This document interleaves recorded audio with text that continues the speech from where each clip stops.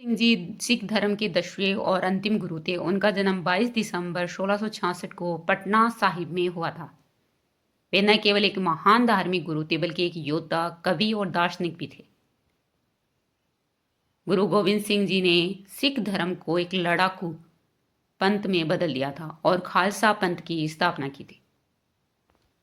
ने बैसाखी के दिन 1699 को खालसा पंथ की स्थापना की थी। उनको पंच ककार धारण करने का आदेश दिया, जो कि सिख धर्म के 5 महत्वपूर्ण प्रतीक माने जाते हैं। 5 ककार का अर्थ है क शब्द से प्रारंभ होने वाली उन 5 चीजों से हैं जिन्हें सिखों के 10वें गुरु गुरु गोविंद सिंह द्वारा रखे गए सिद्धांतों के अनुसार सभी खालसा सिखों द्वारा धारण किए जाते हैं।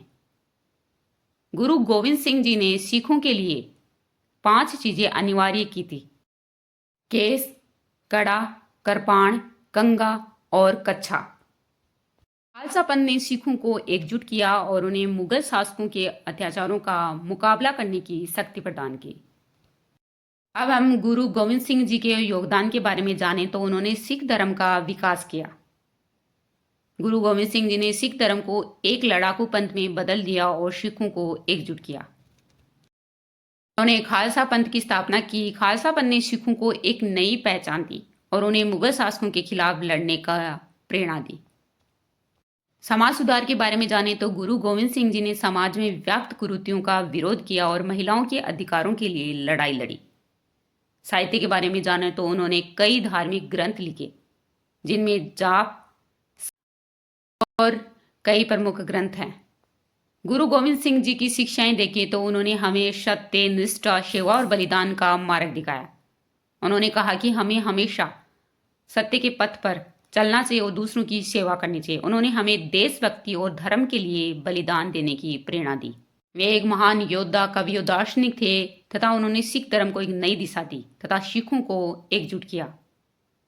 उनकी शिक्षाएं आज भी प्रासंगिक हैं। हमें उनके जीवन से प्रेरणा लेनी चाहिए और उनके आदर्शों पर चलना चाहिए। गुरु गोविंद सिंह जी के कई शिष्य थे जिन्होंने उनके आदर्शों को अपनाया और सिख धर्म के प्रचार प्रसार में महत्वपूर्ण भूमिका निभाई। हालांकि गुरु गोविंद सिंह जी के चारों पुत्रों की शहादत ने सिख इतिहास में गहरा निशान छोड़ा।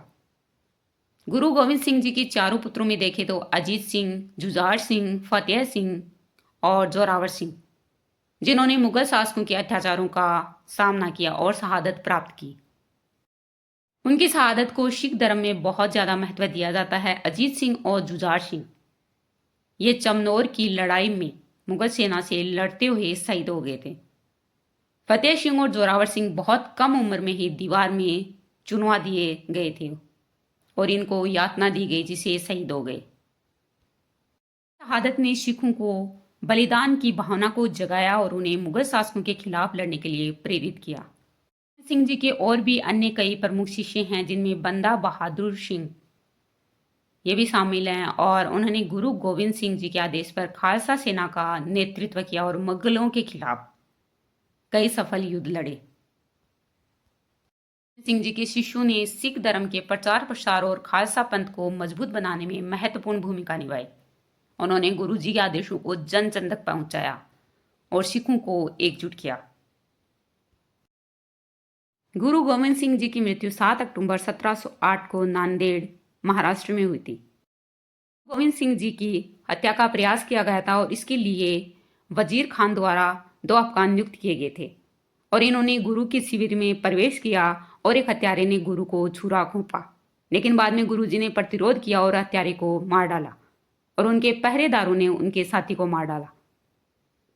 इसके बाद में इनके घावों को इलाज कराया गया, लेकिन काफ़ी प्रयासों के बावजूद भी गुरुजी के इलाज सही नहीं हुआ और वे घाव फिर से खुल गए, जिससे उनकी 7 अक्टूबर 1708 को मृत्यु हो गई। अपनी मृत्यु से पहले गुरु गोविंद सिंह जी ने घोषणा की थी कि वे मानव गुरु में अंतिम थे और सिखों के लिए शाश्वत आध्यात्मिक मार्गदर्शन के रूप में गुरु ग्रंथ साहिब की स्थापना की। गुरु गोविंद सिंह जी को हम नमन करते हैं। तो अगर आपको हमारी ये जानकारी अच्छी लगी है तो इस वीडियो को लाइक करें, कमेंट करें, शेयर करें तथा हमारे इस चैनल को सब्सक्राइब जरूर करें। Thank you.